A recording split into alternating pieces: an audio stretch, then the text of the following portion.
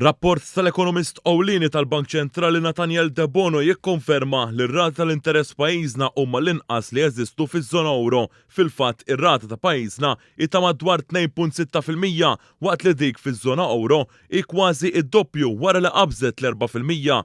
Ħarsa lejn l-impatt ta' din id-differenza b'mod prattiku fuq serf ta' madwar 250,000 euro, ir-rata fiż-żona euro tfisser li min jissellef irid iħallas ma' 3,500 euro fis-sena jew 300 euro kull xahar f'interessi. L-istudju tal-Bank Ċentrali jindika li f'temp ta' madwar sena u nofs il-pis tal-imaxijiet fiż-żona euro kważi kwadrupla, waqt li f'Malta baqa' l-istess. Ta' min jinnota wkoll li fl-istess perjodu f'pajjiżna il-Gvern introduċa il-benefiċċju ta' 1,000 euro kull sena għal 10 snin għal dawk kollha li se jixtru l-ewwel residenza tagħhom b'self mill-banek. Għaldaqstant imqabbel mal-medja Ewropea, first time buyer f'Malta qed iħallas 3,500 euro inqas f'imax u fl-istess ħin qed jirċievi 1,000 euro. Fi kliem sempliċi, 375 euro fix-xahar qed jibqgħu fil-bwiet tal-Maltin u l-Awċin meta mqabbel ma' first time buyer fiż-żona euro.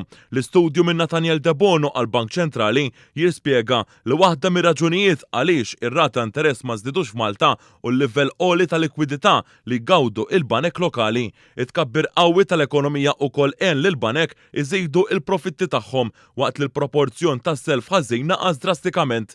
L-ar mill-qutin ħażin mirati għolien fl-Ewropa fl-aħħar xhur huma l-Portugiżi fejn l-imax fuq is-self laħaq is-6% jew kważi darbtej u nofs dik f'pajjiżna.